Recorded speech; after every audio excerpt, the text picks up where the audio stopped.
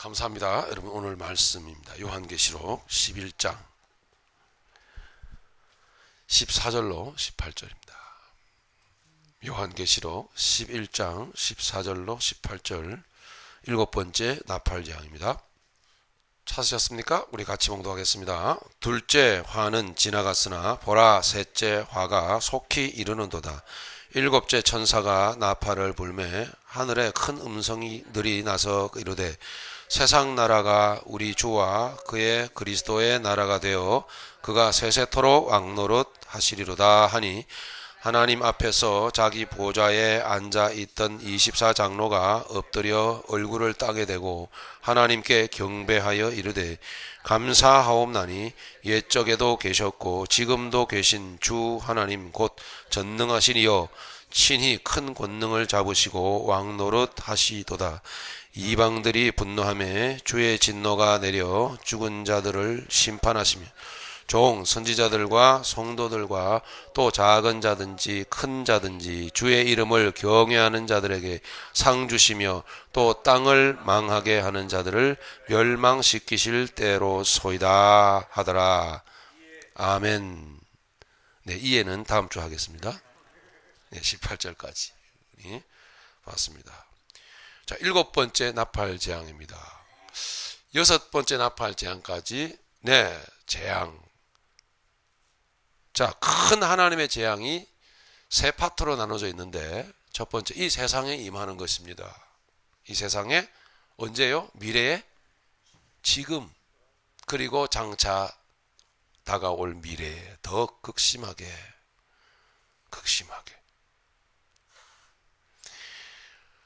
네, 첫 번째 파트의 재앙은, 인의 재앙은 어디예요? 대자연이에요. 네, 지구상에 임하는 것입니다. 여러분 보셔야 됩니다. 네, 세상을 보셔야 돼요. 네, 뉴스도 좀 접하시고 보셔야 됩니다. 아, 이렇게 오는 거구나. 이렇게. 네, 그럼 기간 동안은요? 3년 반, 42달, 1260일. 그게 어떤 뜻이라 그랬죠? 교회 시대예요. 원내 시대예요. 네. 지금 계속 예수님 제자, 예? 제자로 부름받고 주님 믿음 생활 할 때부터 지금까지요. 계속. 네, 1260일이에요. 그게요. 계속. 그러므로 다시 말씀을 드리지만 성경에 나와 있는 그 단어 하나하나를 풀어내려고 하지 마시고 이렇게 말씀을 간단하게 드립니다. 뜻은, 의미를 여러분 항상 이해하셔야 됩니다. 의미, 편지를 쓰신 주님의 뜻, 그것을 이해하면 다 되는 겁니다. 1260일 계산하지 마세요. 42달 그런 거 계산하지 마십시오. 엉터리입니다. 엉터리.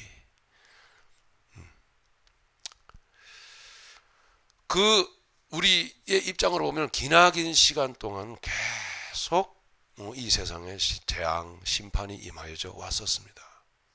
점점 더 심해지는 차이는 있겠죠. 두 번째 파트는 뭐였죠? 나팔재앙이요. 나팔재앙은 어디예요? 사람의 정신과 마음에 임한다고요.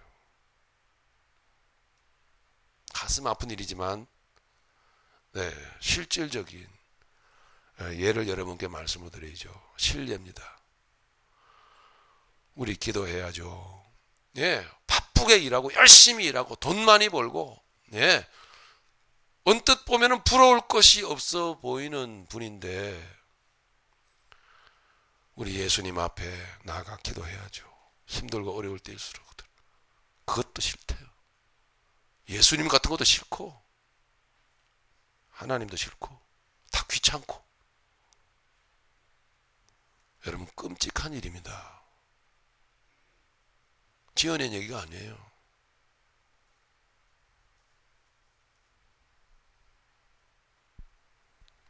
우리 교우 중에 한 분의 입에서 나온 말입니다. 여러분, 무서운 말 아닙니까? 그게 뭘까요, 여러분? 나팔재앙이에요. 나팔재앙. 심판을 받고 있는 거거든요. 그걸 왜 그럴까요? 너무너무 두렵죠. 이 세상 그렇게 육신 중심으로 달려가는 거 아니거든요. 결국은 죽습니다. 결국은 절단 나고 말아요. 목숨을 걸고 마태복음 22장 보면 예수님 말씀하셨죠. 너희는 마음을 다하고 뜻을 다하고 목숨을 다하여 주 너의 하나님을 사랑하라. 목숨을 걸고 여러분 예수님 앞에 꿇어앉는 위치에 절대 벗어나면 안 돼요.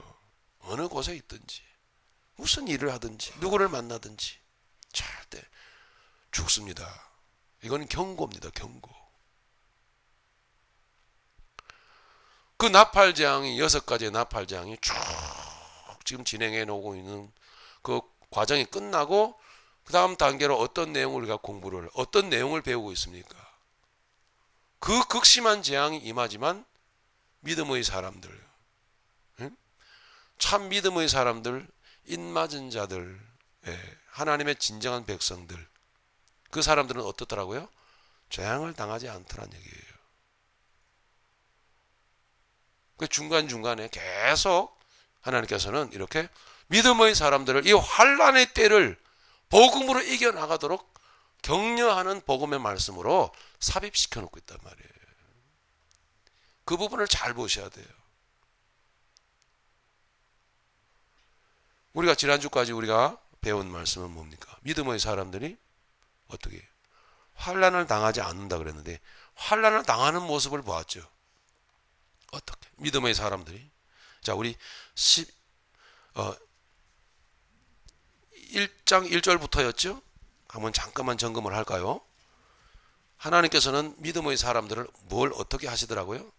점검을 하시더라는 거죠. 그죠? 갈대 같은 것으로 나무 막대기 같은 것으로 자로 재더라는 거죠. 성전을 재더라는 거죠.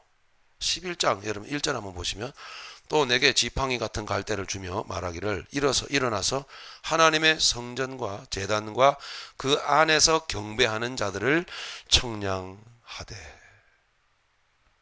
우리를 자로 재한다라는 거예요. 우리를 하나님의 갈대로 자로 재한다라는 거예요. 그럼 우리가 뭐라는 얘기입니까? 성전이라는 얘기거든요. 우리를 재시겠다라는 거예요. 그 무슨 뜻이겠습니까? 믿음의 그 실력으로 십자가의 능력으로 살아가는 그 믿음의 사람의 실력, 그것을 측량하시겠다라는 것입니다. 주님은 지금 자로 재고 계세요. 낙제하면 안 되겠죠? 예. 그리고 뛰어넘겠습니다.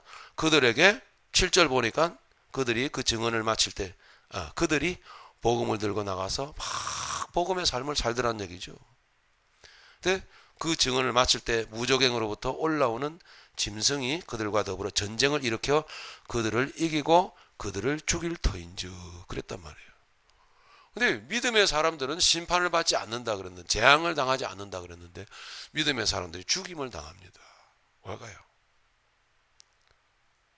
하나님께서는 우리의 이 육체, 성전 밖마당, 이것은 사단에게 하나님의 필요에 따라서 구속사를 이루어 가시기 위하여 하나님의 영광을 우리의 삶 가운데 이렇게 드러내시기 위하여 예수님이 살아계시고 지금도 통치하고 계심을 세상에 나타내시기 위하여 우리의 이 성전 밖마당 육체를 사단에게 내어줄 수도 있다라고 말씀합니다. 그래서 성전 밖마당을 막 짓밟아요. 무적행으로부터 짐승이 올라와서 마귀의 앞잡이가 올라와서 막 짓밟습니다. 괴롭혀요. 죽여요. 그게 뭐죠?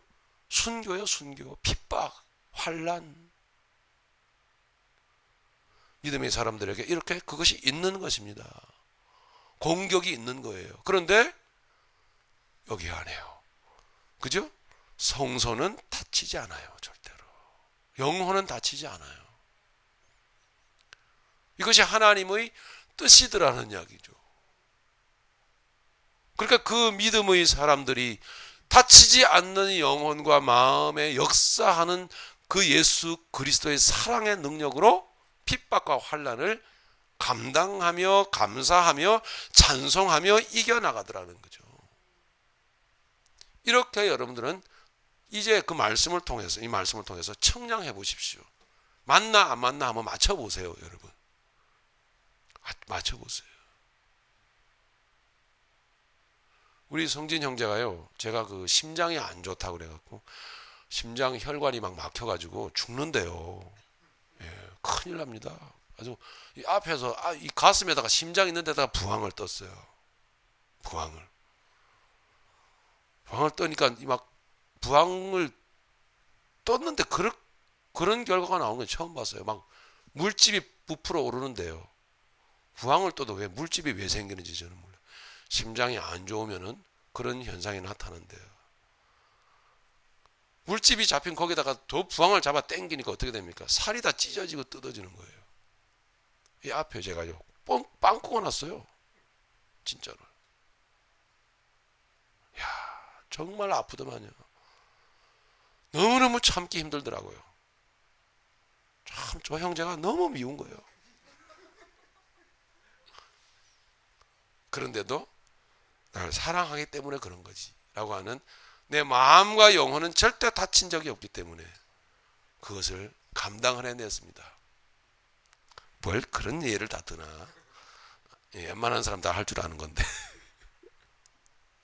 마치 그런 것처럼 중요한 것은요, 마음과 정신의 문제입니다. 그죠?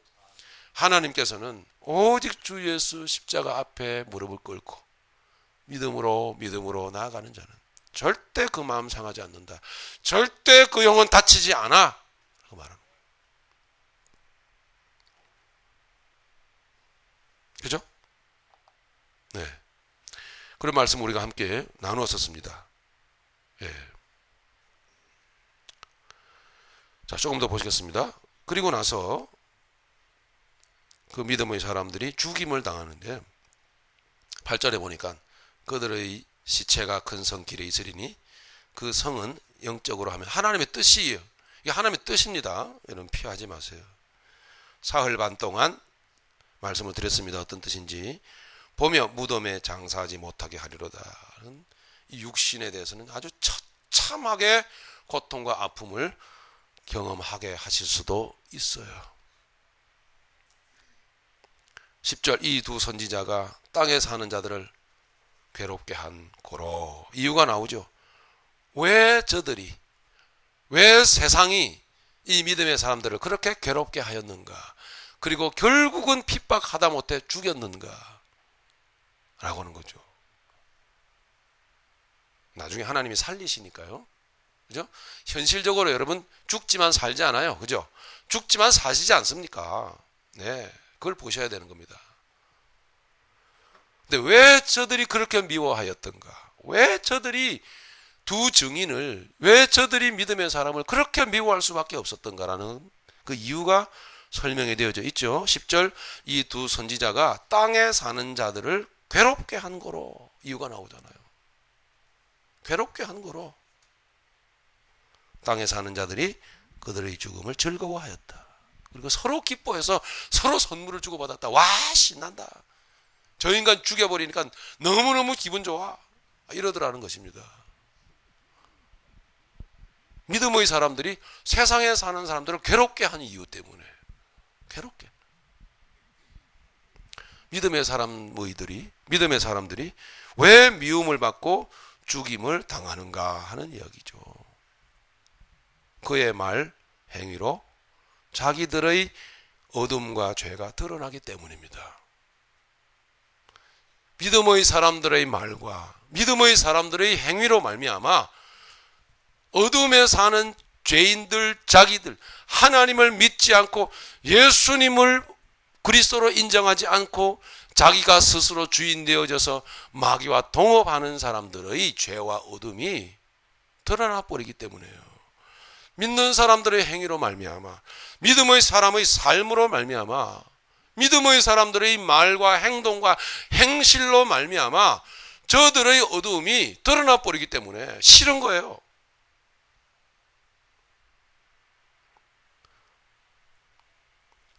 자, 제가 세상 사람이라고 생각합시다. 내가 안 하는 것을 지들이 하기 때문입니다. 내가 안 하는 것을.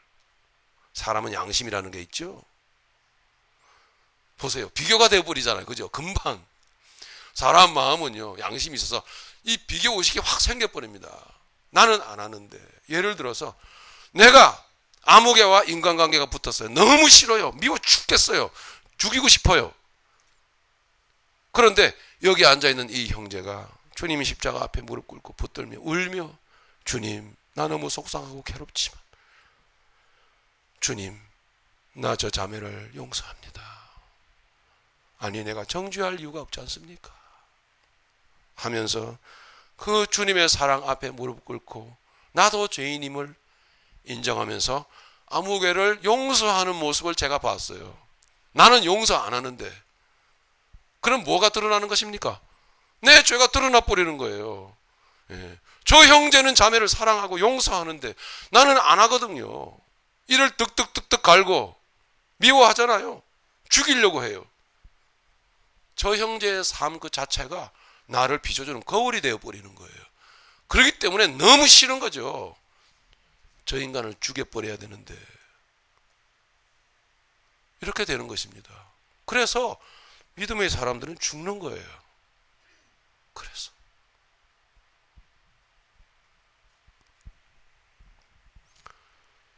자, 그러면 오늘날 저와 여러분들에게 있어서 그 믿음의 사람으로서의 미움받는 삶이 있습니까? 어때요, 여러분? 세상 사람들로부터 미움을 받습니까? 세상 사람들로부터 비난을 받아요? 받을 만한 삶의 내용이 있습니까? 어떠십니까, 여러분? 생각하십시오.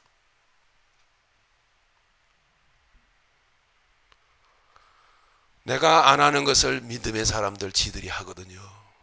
그러니까 그게 거울이 되어버리기 때문에, 자기를 비춰주는 거울이 되어버리기 때문에 싫은 거예요. 그 미움은 받아야 되잖아요, 여러분. 그죠? 여기에 본문에 보니까, 말씀에 보니까 믿음의 사람들은 그 미움을 받더라고요. 심지어는 죽임을 당하더라고요. 심지어는 처참하게 길거리에 내걸려서 구경거리가 되어버리고 말더라고요. 아직 끝난 게 아닙니다. 하나님이 영광을 드러내시기 위해서요. 하나님이 영광을 드러내시기 위해서. 내가 못하는 것을 저들이 하거든요. 그러니 싫은 겁니다. 그래서 그들의 삶이 거울이 되어서 자꾸 자기를 비추기 때문에 싫어하고, 만나기 싫어하고, 피하고 돌아가는 겁니다. 자기의 추한 모습이 자꾸 보여지는 것이 싫은 거죠. 그 거울을 깨뜨려 버리고 싶은 거예요. 그러면 그 거울된 그리스도인의 모습은 무엇일까요? 다 아시겠지만 그리스도인의 진정한 모습은 무엇일까요? 로마서 12장 14절로 21절까지입니다. 로마서 12장 14절로 21절까지입니다. 그리스도인의 생활입니다. 세상 사람들에게 거울이 되는 그리스도인의 삶입니다. 같이 읽겠습니다. 너희를 박해하는 자를 축복하라. 축복하고 저주하지 말라. 즐거워하는 자들과 함께 즐거워하고 우는 자들과 함께 울라. 서로 마음을 같이하며 높은 데 마음을 두지 말고 도리어 낮은 데 처하며 스스로 지혜 있는 채 하지 말라. 아무에게도 악을 악으로 갚지 말고 모든 사람 앞에서 선한 일을 도모하라.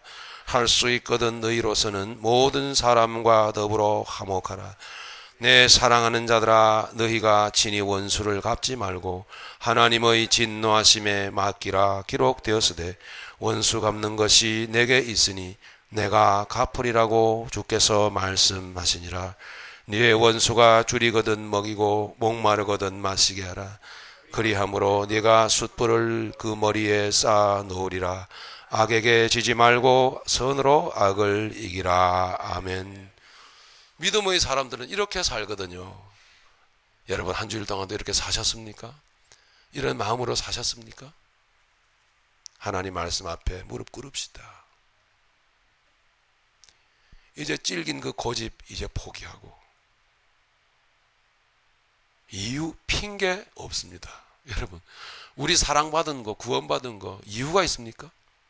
조건이 있나요? 조건 없이 사랑받았잖아요. 이유가 없잖아요. 아, 하나님의 은혜로 이 쓸데없는 자 왜 구원하여 주는지 나는 이유가 있도다. 이겁니까? 없죠. 이유 없어요. 근데 왜 그렇게 우리는 따질까요? 그 따지고 핑계를 대는 그 마음이 어디서부터 왔을까요? 에덴 동산 뱀에게서부터 온 것입니다. 뱀에게서부터. 에베소서 2장 1절에 보니까 우리는 뱀의 자식이라고 그럽니다. 여러분, 뱀에게서 나온 것들입니다. 다 그것들. 주님에게서부터 나온 것들은 조건이 없어요. 나도 죄인인걸. 나도. 그래서 진정 그리스도인은, 믿음의 사람은 이런 삶을 살더라는 것입니다. 그런데 세상에 나가보니까 이렇게 살던가요? 사람들이요? 안 살거든요. 그죠? 어쨌든지 내가 살아남기 위해서 변명하고 핑계대고 구실을 갖다 붙이고 몸부림을 치면서 내가 살기 위해서 애를 쓰는 거예요. 그게 여러분 뱀인 거예요. 마귀예요, 마귀. 그러니 그 마귀가 마귀임을 증명해주는 거울이 바로 그리스도인의 생활이 되다 보니까 그리스도인은 핍박을 받을 수밖에 없어요. 그냥 살 뿐이에요. 그냥 그렇게 용납하고 오래 참으며 기다리며 무례하지 않고 주님께 모든 권한을 내어드리며 살 뿐이었습니다. 그런데도 왜 그렇게 미워하는 것일까요? 거울이 되기 때문이죠. 비춰지기 때문에. 저놈의 거울을 확 깨버려야 되는데 드디어 깨버렸습니다. 쪼각쪼각 난 그 거울이 길거리에 내걸렸어요. 그랬더니요, 우리가 읽었듯이 뭐라고 했나요? 세상이 너무 즐거워했습니다.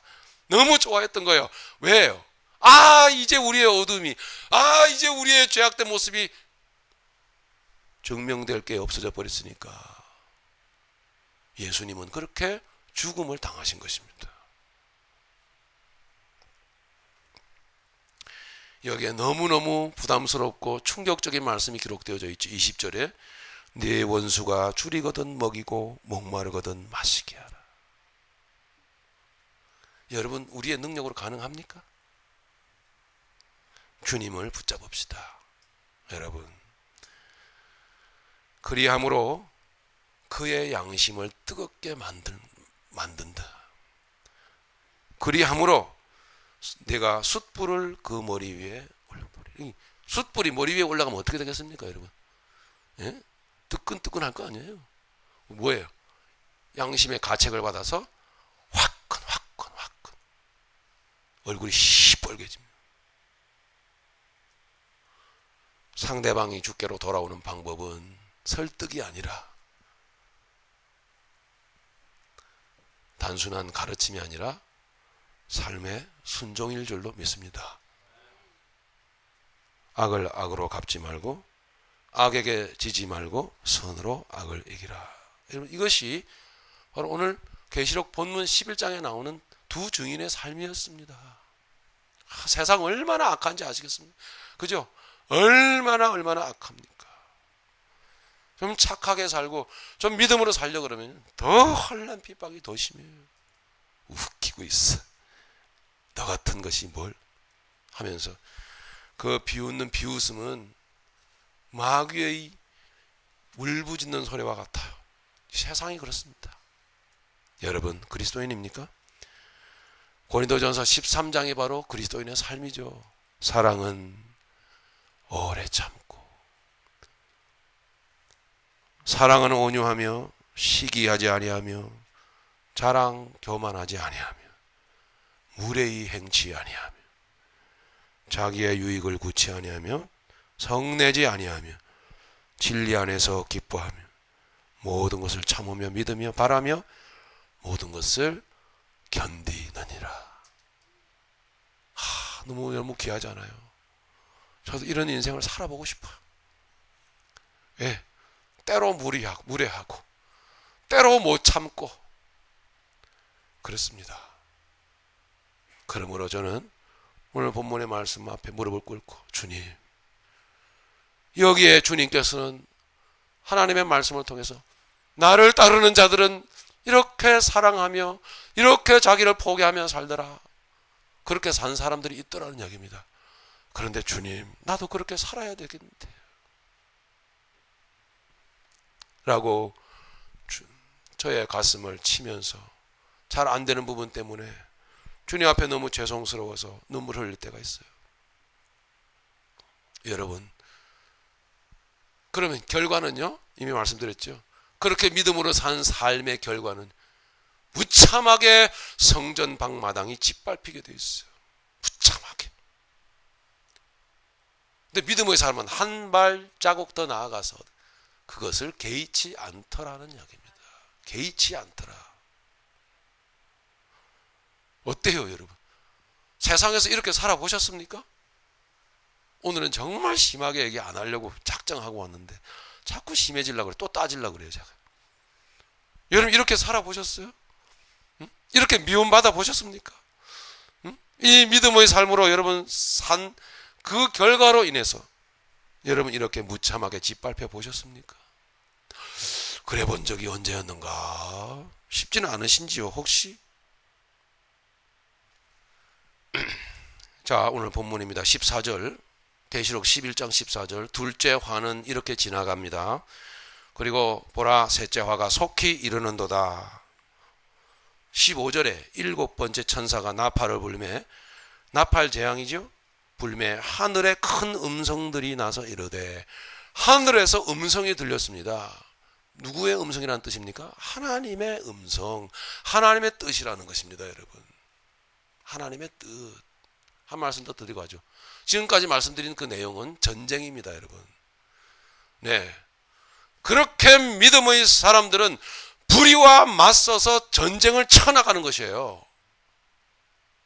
불의와 타협하지 마시기 바랍니다. 마귀가 저와 여러분들에게 전쟁을 이렇게 걸어온다는 겁니다. 죽여버리려고. 그럴 때 여러분들은 정말 죽는 자 같지만 그러나 죽지 않는 줄로 믿으시기 바랍니다. 안 죽습니다, 여러분. 네. 하나님이 이 안에서 보호하고 계시잖아요.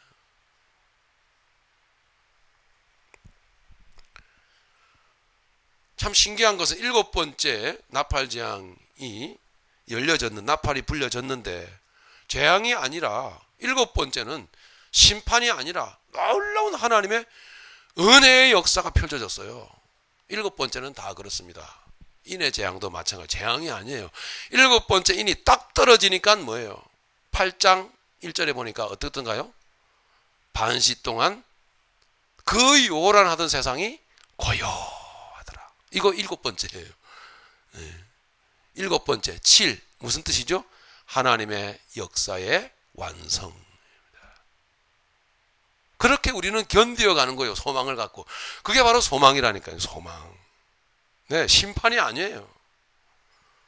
이거 한번 보십시오, 여러분. 8장 1절에 일곱째, 다 같이 읽습니다. 시작. 일곱째 인을 떼실 때에 하늘이 반 시간쯤 고요하더니, 이게 일곱 번째 인의 결과입니다. 그럼 일곱 번째 나팔 재앙의 결과는 보십시오. 똑같죠? 일곱 번째 천사가 나팔을 불매 하늘에 큰 음성들이 나서 가로되 15절 11장 세상 나라가 우리 주와 그의 그리스도의 나라가 되어 그가 세세토록 왕노릇 하시리로다. 할렐루야. 이게 일곱 번째 나팔 재앙. 이게 무슨 재앙이에요? 재앙이 아니에요, 사실은. 여러분, 심판 재앙 그러지만 무시무시하지만 결국 재앙이 아니라고 하는 거예요. 두 증인이 살아나잖아, 그죠? 그 다음부터 그 조롱받고 그 멸시받는 자리에서 두 증인은 어떻게 하나님께서부터, 하나님 입으로부터 생기가 나가더니 저들을 살려버린단 말이에요. 이게 복음의 능력이에요. 그리스도의 사랑의 능력이요. 안 죽어요, 절대로. 결론적으로 이 말씀은 나누도록 하고요. 16절부터 18절까지의 내용은 이 세상 나라가 우리 주와 그리스도의 나라가 된 것을 기뻐하며 찬양하며 영광 돌리는 장면으로 기록되어져 있습니다. 그러니까요, 이 세상 나라가 그리스도의 나라로 바뀌어버리는 그 내용을 이해하고 있는 사람들이 찬양을 막 올리는 거예요. 네? 아주 쉬운 내용이죠. 제가 보겠습니다. 16절. 하나님 앞에서 자기 보좌에 앉아있던 24장로가 엎드려 얼굴을 땅에 대고 하나님께 경배하여 이르되 감사하옵나니 옛적에도 계셨고 지금도 계신 주 하나님 곧 전능하신 이여 친히 큰 권능을 잡으시고 왕노릇 하시도다. 이방들이 분노하며 주의 진노가 내려 죽은 자를 심판하시며 종 선지자들과 성도들과 또 작은 자든지 큰 자든지 주의 이름을 경외하는 자들에게 상 주시며 또 땅을 망하게 하는 자들을 멸망시킬 때로 소이다. 세상 나라가 사라지는 거예요. 네, 세상 나라가 주님의 그 전능하신 그 손길에 심판받는 내용을 이 24장로는 이해를 하고 있었던 거예요. 세상 나라는 뭘까요? 세상 나라는요, 이 세상 나라는 바로 이 세상에 펼쳐져 있을 뿐만 아니라 바로 우리 자신이었다는 것입니다. 내가 세상 나라였어요. 내가 세상 나라. 내가 바로 세상 나라. 여러분 베드로전서 2장 9절 한번 보시겠습니다. 베드로전서 2장 9절.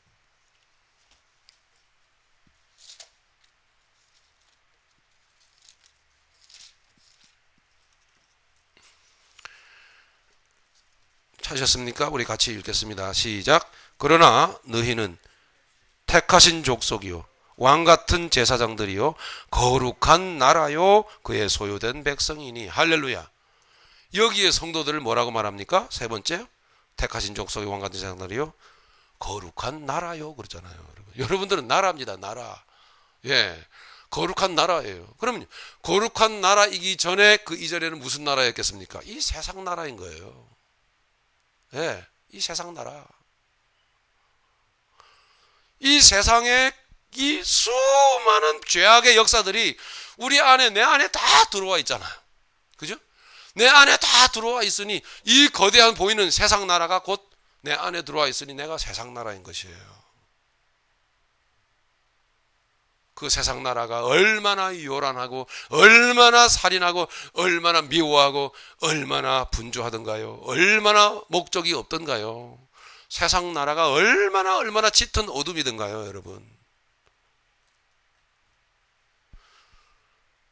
이 세상이 소망이 아니고 곧 비극임을 우리 안에 집어넣으셔서 삶 가운데서 욕망적으로, 육신적으로, 자아중심적으로, 자기 중심적으로 삶을 하나님이 한시 동안 허용하심으로 말미암아 나는 세상 나라구나라는 것을 깨우쳐 주시기 위함이었어요, 여러분.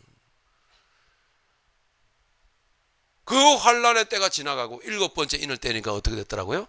고요하더라. 할렐루야. 고요하더라. 7번째 나팔 재앙이 이루어지니까 어떻게 되던가요? 세상 나라가 어떻게 바뀌어요? 우리 주와 그리스도의 나라가 되더라. 할렐루야. 이렇게 된 거예요.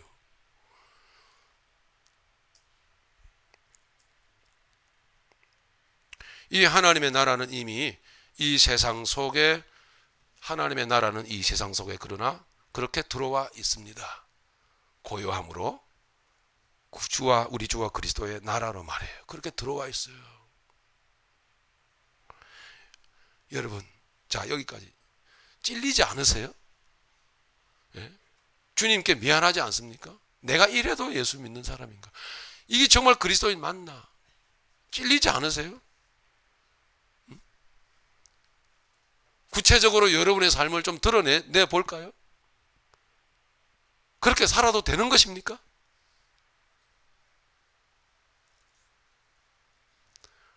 반드시 마지막 때가 오거든요. 반드시. 꽝 하면 끝나는 거예요, 여러분. 꽝 하면. 그런데 이것은 왜 모르십니까, 여러분? 내 마지막 날을 계수하라. 주님 말씀. 너의 남은 날을 계수하라. 여러분, 마지막 때 오기는 뭘 와? 에이, 다 거짓말 같아. 세상 살기만 좋더만 뭐. 돈 많으면 최고야. 응? 좋아요, 여러분. 그건 그렇다 치고, 여러분, 내 남은 날이 그렇게 많습니까? 내가 세상 떠날 날이 째깍째깍 다가오고 있음을 왜 우리는 무시하고 살죠? 왜 인정하지 않으려고 하는 걸까요?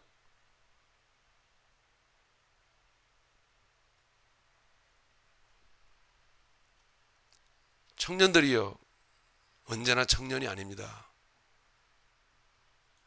대학생들이 여러분들 보고 아유 아저씨 왜 이래요? 그런다고요. 빨리 정신 차리고 어른으로서의 정체성을 가지시길 바랍니다. 그렇게 가는 거거든요, 여러분. 나의 남은 날을 한도 끝도 없이 남은 줄로 생각을 하고 살잖아요. 이게 바로 여러분 오늘 교회에 온 의미입니다. 교회 여러분 출석 잘 하셨습니다. 하나님의 나라는 이미 이 세상 속에 들어와 계십니다. 고요한 밤, 거룩한 밤. 그죠? 들어와 계셨습니다. 왕의 왕이 나셨습니다. 그 하나님 나라의 왕은 누구시죠? 예수님이십니다. 그 나라의 백성들은 모두 그분의 뜻을 따릅니다. 그러나 이 세상 나라의 백성들은 마귀의 뜻을 따릅니다. 예수님의 나라가 우리 가운데 들어왔습니다. 여러분들은 택하신 백성이요, 왕 같은 제사장들이요, 그의 나라요, 하나님의 나라입니다. 예수님의 나라예요. 그래서 믿음의 사람들은 그분의 뜻을 따릅니다. 그분이 왕이시기 때문에, 대통령이시기 때문에요. 그분의 뜻을 로마서와 우리 고린도전서 13장을 통해서 함께 나누었던 것입니다. 따르고 계십니까? 여러분 따릅시다. 네. 그리고 환난과 핍박 가운데 그분의 능력을 한번 경험해 봅시다. 그분의 뜻을 따를 때 얼마나 힘들고 핍박스럽고 얼마나 비참한지 얼마나 괴로운지를 느끼는 가운데서 그분의 뜻을 따르고 동시에 그분의 붙드는 능력을 경험해 봅시다. 그것이 바로 이 죄악 세상 가운데 하나님의 나라가 있음을 증명해내는 방법입니다.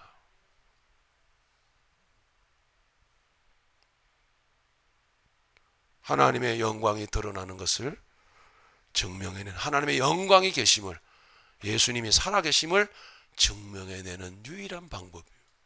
예수 그리스도의 죽으심, 그를 따르는 여러분들의 죽음.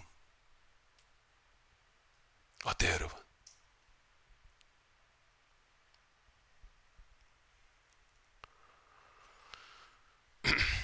정리하죠. 이것이 바로 그분의 뜻을 따르는, 이것이 바로 고요로 표현되어지고 있는 겁니다. peace, 고요. 7번째 인을 떼었더니 반 시쯤 동안 고요하더라. 7번째 나팔이 울려 퍼지니까 세상 나라가 사라지고 주와 그리스도의 나라가 펼쳐지더라. 할렐루야. 얼마나 영광됩니까, 우리에게. 이 세상은 그분의 뜻을 따르고 있지 않습니다. 그러므로 이 세상은 그분의 뜻을 따르는 자들을 없애버리려고 할 것입니다. 이 세상을 보십시오. 그 요란함을, 세상을 보는 눈을 가지십시오. 그리고 나를 들여다보십시오. 예수님이 부활하신 후에 그의 나라로서, 나라의 왕으로서 부활하신 후에 제자들에게 나타나실 때마다 하신 말씀이 있습니다. 무엇일까요? 예수님이 만왕의 왕으로 부활하시고 난 후에 제자들에게 나타나실 때마다 하신 말씀이 있습니다. 반드시 그 말씀은 말씀하시고 시작하셨습니다. 어떤 말씀이었을까요? 네? 너희에게 평강이 있을지어다. 이게 반 시쯤 동안 고요한 거예요. 이게 7번째 나팔을 울려 퍼지니까 이루어졌던 주와 그리스도의 나라요. 할렐루야. 내 가슴 속에, 내 안에 말입니다, 여러분. 여러분 이 말씀을 존중하시기를 바랍니다. 주님을 높여드리시기를 바랍니다. 예. 주님은 제자들에게 나타날 때마다 말씀을 하십니다. 너희에게 평강이 있을지어다. Peace be with you. 맞습니까? 나타나실 때마다 너에게 평강이 있을지어다. With you. 내 평강이 너와 함께하고 있다. 할렐루야. 이렇게 살아나는 겁니다, 여러분. 그리스도인이 되시기를 바랍니다. 여러분 어릴 때 여러분 학교 다 다니셨죠? 그죠? 국민학교, 초등학교, 그죠? 엘리멘터리 스쿨 다 다니셨잖아요. 기억이 떠오릅니다. 제가 무슨 얘기를 하려고 하는지 아시겠어요? 얼마나 시끄럽습니까? 교실이. 그죠? 시끌벅적. 김치 냄새, 반찬 냄새, 땀 냄새. 예? 아주 진동을 합니다. 먼지 가득가득 차고 책상 위를 밟고 뛰어다니고. 예? 뭐 혈기왕성한 아이들이라 걷잡을 수가 없습니다. 그 교실 향하여 걸어오고 있는 분이 계셨는데요. 선생님이 오십니다. 한 녀석이 복도에 나가 선생님이 오시거든요. 봤습니다. 교실로 뛰어들어가지고 선생님 온다! 경상도 말로 그랬습니다. 제가 선생님 온다! 그랬더니 애들이 그 삽시간에 조용해져 버렸습니다. 선생님이 진짜 들어왔습니다. 교실 안에 들어와 버리셨습니다. 그 요란함과 그 시끄러움과 그 모든 더럽고 추한 모습은 다 사라져 버리고 삽시간에 교실이 조용해져 버렸습니다. 이것이 바로 주님이 우리 가운데 오신 것입니다. 어릴 때 요란스럽게 뛰놀던 교실은 바로 이 세상 나라입니다. 그렇게 시끄럽고 더럽습니다. 공부를 앉아서 할 수가 없습니다. 그런데 그 교실에 그냥 선생님이 와서 딱 서셨어요. 말씀도 안 하셨어. 그저 선생님이 와서 서 있을 뿐이에요. 그거 하나만으로 모든 것이 정리가 다 돼버렸어요. 할렐루야. 이 세상 나라가 그리스도와 주의 나라가 되어버렸어요. 네. 그랬더니 선생님을 따르더란 얘기입니다. 우리 그 선생님을 따라서 그 주님을 따라서 우리 오늘 이 세상을 믿음으로서 열심히 살아가는 우리 모두가 되기를 예수님의 이름으로 축복합니다.